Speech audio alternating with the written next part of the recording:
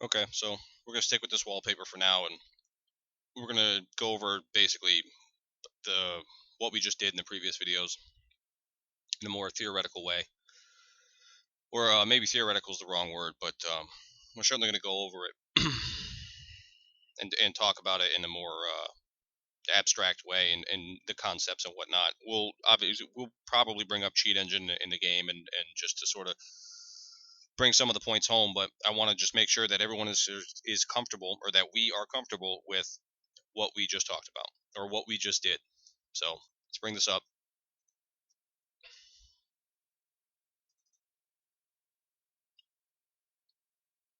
So as we were talking, what did we do? We found this array of bytes, this series of bytes. We found these bytes. All those terms are synonymous. Um, it's going to be kind of difficult to follow along if you haven't figured that out by now. But just to make sure that there's no doubt, I'm making no distinction at all between that. Maybe it would have made sense to make that distinction 10 videos back, but alas, poor York, we did not. So let's make that point now. Series of bytes, array of bytes, the bytes, bytes, whatever. I'm making no distinction between it. There's a technical distinction between, a set and a series and an array and stuff like that. I'm not going to split hairs in that regard. There are a list of bytes, and each byte has some value in it from 0 to FF. Those bytes are expressed in hexadecimal, and we are finding byte strings or byte. We are finding those bytes in assembly language. Can't really demonstrate it now because we're not hooked up to anything, but let's hook up to Steam. Sure. There you go. Every instruction has an opcode and a set of parameters, as we talked about. You should be very comfortable with that by now. So in an instruction, there's an opcode and there's parameters. Sometimes there's one, sometimes there's two. And the opcode plus the parameters is an instruction, and each instruction is codified by a byte, by a series of bytes. And those series of bytes is essentially the bit pattern as it is being fed directly into the computer or the processor.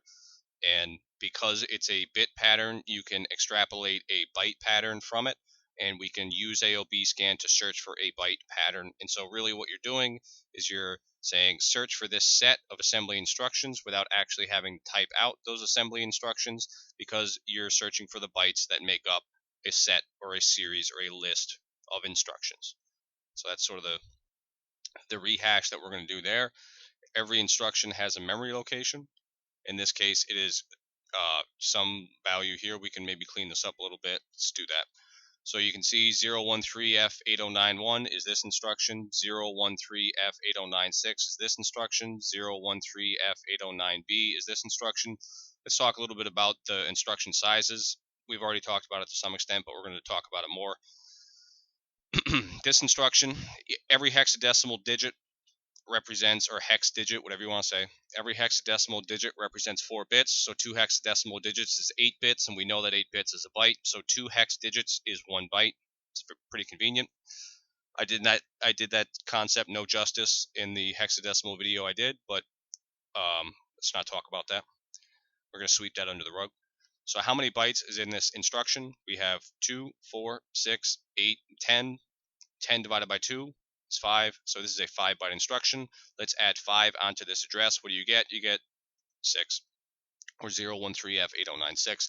So you can see that the way that this is sort of split up by the computer is it makes sense in some reducible way, some discrete way. So there's a 5-byte instruction. So obviously the next instruction is going to be 5 byte, or this address plus 5.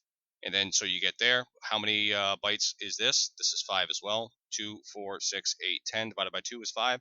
So in hex, 96, or 6 plus 5 is B. So you just do the carry, as it were, and then you get this. You don't even, there is no carry per se, but whatever. Forget I said that. So then you get 9B. Then this is, how many bytes is this? Well, this is only 2. So, obviously it's not 5, it's 2. So you're going to go from B to D, because B, C, and then D. So plus 2 is D. And then this is a 1 byte instruction, so the next one's going to be E. And then this is 2 bytes, so then you actually have to do a little carry here, so then you get to A0, so on and so forth. So in a predictable way, you can see how the byte length of every instruction, or the byte size of the instructions, or of each instruction, there is a correlation between the instruction that we're looking at under opcode, the byte string that represents that instruction, and then how the addresses change over here on the left. And because we just sort of talked about that and went over it, this is exactly how our script is functioning now. What are we doing? Well, we're going out into memory and we're telling Cheat Engine, hey, go find this byte string. Cheat Engine says, sweet, I'll do that. So it goes out, it finds it, it returns some address. That's what AOB remove point is. It is a location just like this, 013F8091.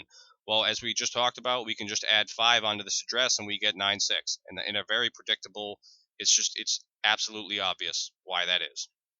And so what is AOB remove point? It's a memory address. So we can add and remove from AOB remove point, whatever that location is, who gives a crap. Again, the power of values, the power of variables, and indirection in general is becoming apparent, or should be apparent at this point. So we have AOB remove point. That is some value. That is some memory address, to be more specific. And then, why is that important? Well, it's important because we can just subtract 319, whatever that is in hex. It's not important what it is, but we are subtracting 319 from the memory address AOB remove point, and we are getting inject remove point. We are getting our injection point, and we are injecting on that location, whatever the result of this calculation is. And so we inject on that point, we clobber whatever is there, we do jump entry remove point, we pad it with 1 NOP because this is 5 bytes, and whatever we're injecting on is probably 6, and then we have our return. So one more time, it's not, or not even one more time, but AOB remove point, this is not specific to AOB scan. What is inject spend point? What is entry spend point? What is process spend point? These are labels for memory addresses, period. What is chunk 0? It's some memory address that points to the start of the memory that we allocated. And let's see if, let me think about this real quick. Can we maybe, yeah, we can probably do that. Let's start up the game here. New game.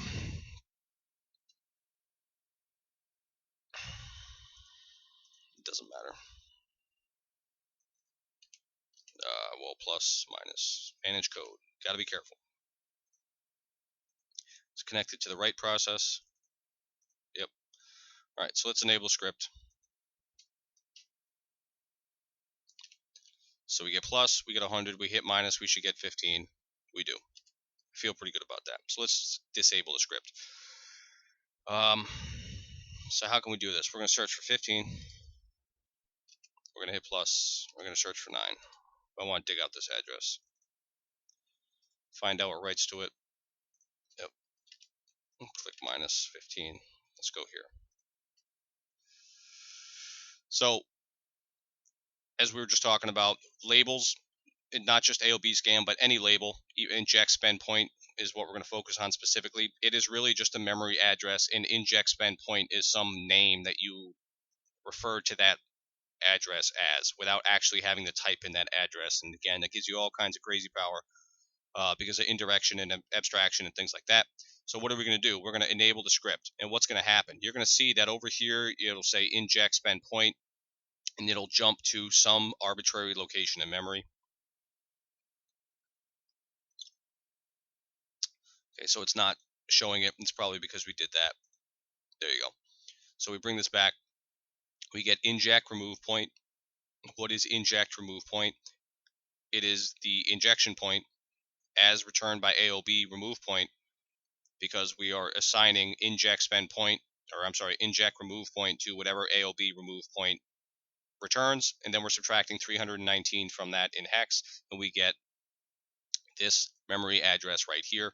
If you want to see what that address actually is, you can go to view, and I want to say you can maybe get rid of that. No, I guess, well, we did it earlier. I'm just being stupid. you uncheck show module addresses, and it won't put in symbol tables and things like that. So what is this really? It is 131.6151A. So we'll bring that back.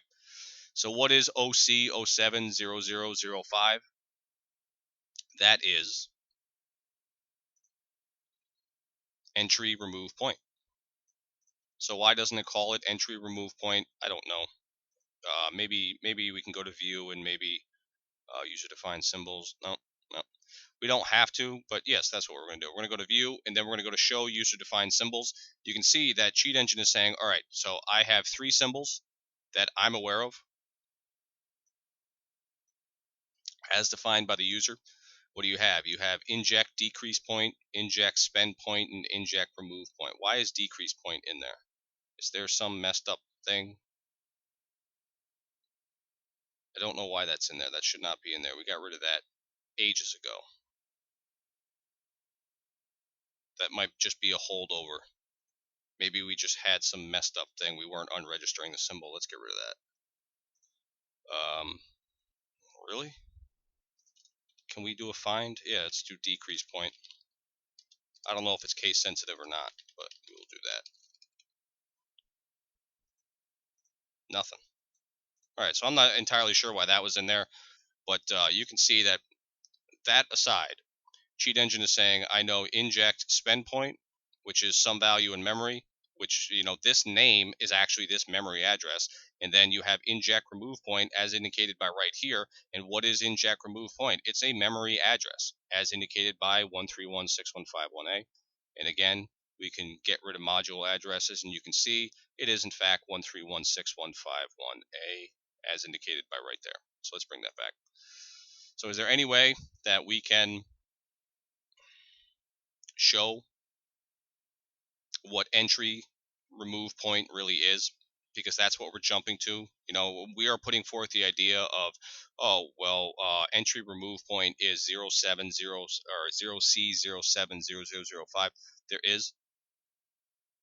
So what are we going to do? We are going to disable the script first. Everything goes back to normal, and then we are just going to register the symbol right here, because as we talked about, register symbol just makes it global.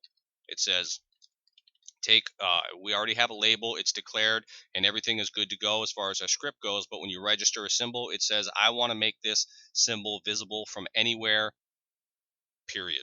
So we're going to do that. We're going to re-enable the script, and now you can see it says, well, jump entry remove point. Why didn't it show it earlier? Because the memory viewer is sort of outside the scope of our script.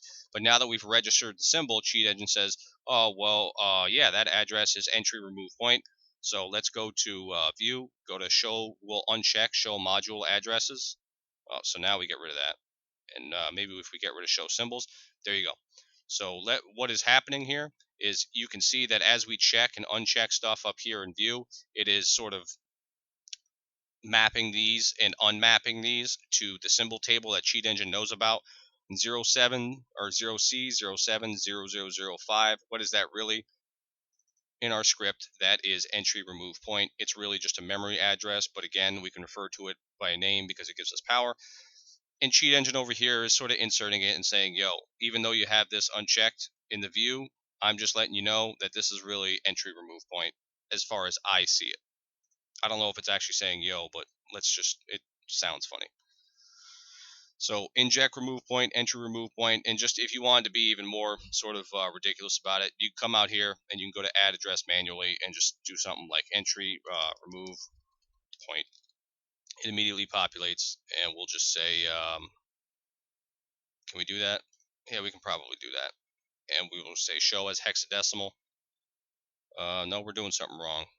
No, we're not. You can see the address right here, 0C070005. What is that? That is exactly what this is when we uncheck show symbols. That is exactly what this is when we uncheck show symbols and show module addresses. 0C070005, 0C070005. Stick a fork in it. We have demonstrated that beyond any reasonable doubt. Labels are just memory addresses. And when you're jumping around in your script, what is jump really doing? What jump is really doing is it's just transferring execution to a different label. And what do we mean by a different label? To a different memory address. So we inject and it says, well, we want to jump to entry spend point. Cheat engine, the assembler, whatever you want to say, is just saying entry spend point. What the hell is that? That's a memory address. I don't know what it is. I don't care what it is, but dig out the value and jump to that, transfer execution to that. So it does, it goes to spend point. And again, as a label right here, as a definition, what is really going on is that it is substituting this with, 0C07005 or whatever the hell it is. And then it's just saying, here, associate some content with that memory location. And then it's going to go to that memory location. It's going to stuff this content in there, whatever the byte string or byte values are that represent that content. And then that's it. And then, hey, I want to jump to process spend point. Well, what's that? That's some other memory location. So let's jump there. So we jump there. Here's some content associated with this memory address or memory location. Again, totally synonymous terms. And then we're going to jump to return spend point. What is that? That's some other memory location. And then that's it. So we have sort of gone full circle here. And how long did we talk about that for? 15 damn minutes. 16 damn minutes. So let's close that. Let's close that. No, we're just gonna close that as well. I don't want to save it. Close the game. All right. So let's go to Google. Well, let's refresh Wikipedia, see if the main page is updated. It has not. So here's what we're going to look at now. We are going to say x86. We're going to make this up as we go. Opcode, bit, and patterns. What do we get? A couple things. Let's go to x86-64 instruction encoding, the OS Dev Wiki. That sounds great. I didn't know this website existed, but I will probably be spending some time off camera on osdev.org.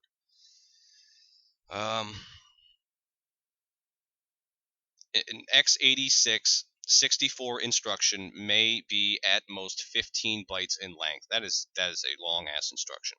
It consists of the following components in the given order, where the prefixes are the least, or the LS, or the least significant address in memory. I don't really want to deal with that a whole lot. There's some registers and some values and things like that. There's some prefixes, operand size and overrides. I'm not going to deal with that. Opcodes. The x86-64 instruction set defines many opcodes and many ways to encode them depending on several factors. So why are we talking about this? The reason we're going to bring this back up, and we will attach it to, I don't know, something, Steam service, why not? So the reason I want to talk about this a bit is because I want to sort of go over exactly what an opcode is, how it's represented, and how it's fed into the processor. And this is going to tie back into why we were harping on bit patterns and sort of making that concept as clear as we could to varying degrees of success, and why that kind of stuff mattered.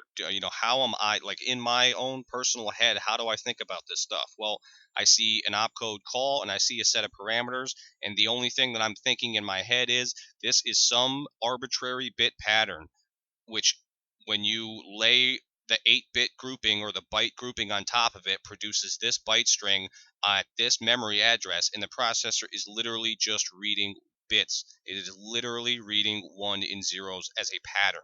And as it reads those bits, there are certain patterns that it recognizes, which is essentially the opcodes, and then the other bits represent the parameters in some abstract or general defined way. So let's keep reading and go on a little bit more about opcodes. Defines many opcodes and many ways to encode them depending on several factors.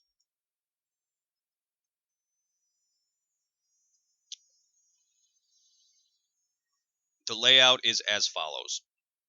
This is bit 0, this is bit 1, this is bit 2, this is bit 3, and then 4, 5, 6, and 7, again 0 based. So what do you got? The first 4 bits is a fixed byte pattern. The opcode itself can be 1, 2, or 3 bytes in length. Depending on the opcode escape sequence, a different opcode map is selected. That's a whole lot of craziness that I really don't want to deal with. I just kind of want to demonstrate the point that these opcodes are actually just a set or a bit pattern, if you will. You could maybe jump into Wikipedia. That might That might help us out a little bit, but let's just keep messing around with this a little bit.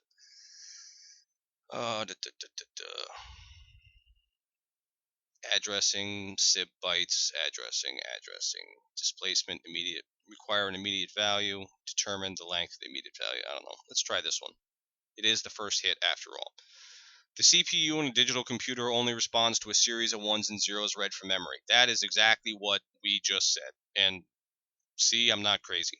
This is the von Neumann stored program concept. You could, if you want to look into this more, you could go to Wikipedia and go to von Neumann. NEU, von Neumann architecture. And then once you've read about this, I would suggest reading about Harvard architecture, and then probably like a modified Harvard is. Want to say is that's what most systems run on now.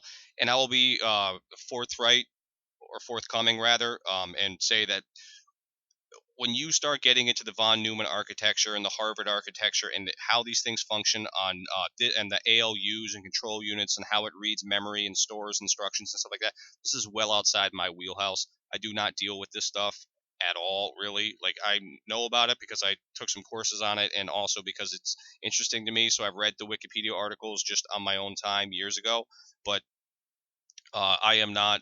This is not inside what I would consider what I deal with on any sort of regular basis. I so that's what I will say about that. The von Neumann stored program concept. The patterns of ones and zeros that determine what the CPU is to do are called the operation codes or opcodes. Pretty much again what we just said. One pattern of ones and zeros will stand for an add operation, such as this add operation right here.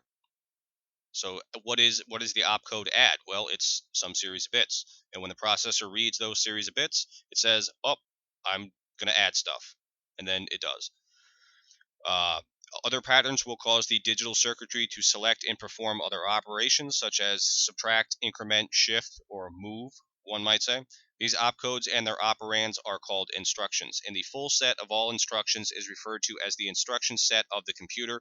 Now, if you want to sort of read about what Intel computers and whatnot use, you can just go to x86. That is more or less the blanket general term that is used for any Intel AMD processor. Not ever, but most of them. Odds are that if you odds are that you are using a x86 computer to watch this. The term x86 denotes a family of backward compatible instruction set architectures based on the 8086. The 8086 was introduced in 78 and yada yada yada. You can read all about that stuff. When the computer's program counter, we're not going to worry about that. A CPU is designed to interpret some number of bits read from memory as its operation code. It may be a fixed number of bits, or it may vary depending on the type of the operation being selected, essentially 32-bit, 64-bit, stuff like that. Often, an entire byte or 2 bytes is used as an opcode. This is the case for many of the instructions in the x86 family. The x86 CPU has a set of 8 to 16-bit codes that it recognizes and responds to. Each different code causes a different operation to take place inside the registers of the CPU or on the buses of the board. You can read about buses in Wikipedia if you want to. You could probably go system bus is what I would say. There you go. You could read all about that. Here are 3 examples showing the bit patterns of 3 actual x86 opcodes, each followed by their 1 or more bytes of operands. Here is the bit pattern, here's the operation. I want to move the next 2 bytes into the 16-bit register AX. This is essentially sort of the child of EAX. EAX is a 32-bit register, which we purposely said we're not going to make this distinction at all, and I'm not making this distinction, but because this is sort of more of a theoretical ivory tower video, I want to at least say or acknowledge that in fact there is some difference. When we start jumping back in and messing around with the registers and stuff, we're never going to fuck with EAX, or at least I don't think we will. Move the next 2 bytes into 16-bit register EAX. What is that? Well, it's this bit pattern. When the processor, it's just reading a series of bits. So it sees a 1, it sees a 0, then a 1, a 1, a 1, and then 3 zeros, and it says, oh, okay, I'm doing a move, and this is the kind of move that I'm doing. And then it's like, all right, well, now I need to know what I'm moving. Great. So it reads this next series of 8 bits. And somehow magically it says, oh well, that's the least significant bit of the number, goes in AL, and then there's a whole bunch of zeros and says, oh well, that's the most significant bit of the number. And because it's, you'll notice that move the next 2 bytes into the 16-bit register AX. Let's chop this part off right here. Move the next 2 bytes. Well, how is that encoded down here? Well, because this is 8 bits, which is 1 byte, and that's 8 bits, which is another byte, so that's 16 bits or 2 bytes. And then the fact that the register AX is 16 bits is not an accident, because you can't move 32 bits into a 16-bit register, obviously. You could also say add to the BX register. It's not important what that register is. I don't really care. But add. There's some bit pattern that represents that. Apparently, it's just 1 bit, because that's a fundamental operation. So it's not entirely surprising. The contents of the AX register, some bit pattern that represents that. But anyway, to sort of bring this home, you can read this whole article if you want, but let's read this a little bit more. Remembering and writing the bit patterns that make up the machine code for a CPU is difficult. Boy, is that ever an understatement. Programmers very quickly, developed a short symbolic names for the various operations being performed, for example, add, subtract, multiply, divide, shift, etc., and wrote programs to turn the symbolic names into machine code. What is machine code? Machine code is literally the ones and zeros that are being fed into the processor. No one is ever going to fucking write machine code. And if you think, oh, I'm going to be that one dude who goes to do it, you are out of your mind. Does that mean that there's not 2 guys in a closet writing machine code somewhere? Probably. There's maybe some crazy microprocessor, maybe there's some guys at JPL writing, making robots that are going to Mars that are hand optimizing machine code, but uh, it's certainly the exception rather than the rule. These programs are assembled machine code for mnemonic names and came to be called assemblers, which is exactly what you're looking at over here. Here is the bit pattern as expressed in bytes, which is just a logical grouping, if you will. And then here's the mnemonic or the assembly that represents this byte pattern. It is much easier to read this, still somewhat complicated, but much easier to read this than it is to read that. The mnemonic form of programming became known as assembly language. Here is the assembly language version of the 3 machine code instructions given above. We only really focused on the move, so let's just look at that. What do you got? You got move AX 5. What's it doing? It's moving 5 into the register AX, and then here is the hex pattern that represents this. And you can see that, well, what are we moving? Well, there's 0, 5. Where's, can we identify this pattern, this byte right here? Over here in any spot, sure, we do it right there, or we do it right there. So let's read the conclusion and then we'll shut this video down. Assembly language is a symbolic mnemonic language that is assembled by an assembler into the bit patterns of machine code. Programmers writing at the level of machine instructions write almost exclusively in assembly language, though you will find some very experienced programmers who have memorized much of their machine's instruction set and are able to write machine code directly without using an assembler program and mnemonics. Let's talk about that a little bit. If you say there's some, we'll just say the 8086, say that you are writing, we'll say the 386, say that you have uh, some device or whatever, and you're a programmer and it's been running on the 386 processor for the last 50 years or for the last 20 years, and it's never, you've been maintaining that code and stuff like that, then absolutely the 386 instruction set, you probably know that crap when it comes to binary front and back, and you never have to look anything up. But the moment that you go to 486 or to go down to 286 or something like that, when you move from one platform to another, there may be some continuity, i.e. the x86 family, but say you move to an entirely different instruction or to an entirely different platform like a Motorola or something like that, then the instruction set is going to be totally different. And so you may know what move is in x86, but as soon as you go to another platform, it's different. So there are people who do very specific things with very specific instruction sets, and they will have memorized it, but there is nobody on the planet who knows what the bit patterns are for every mnemonic for every instruction set. It's just not possible. Now, I'm sure someone would love to or will love to prove me wrong, and they're certainly free to do so. But for our purposes, I mean, let's just say that it's so different from platform to platform that it's not even worth doing. There's no practical benefit, and I'm not going to talk about it any more than that because it's really not the point. We've sort of demonstrated the cycle of assembly instruction, bit pattern, memory address, things like that, and so let's just shut this down.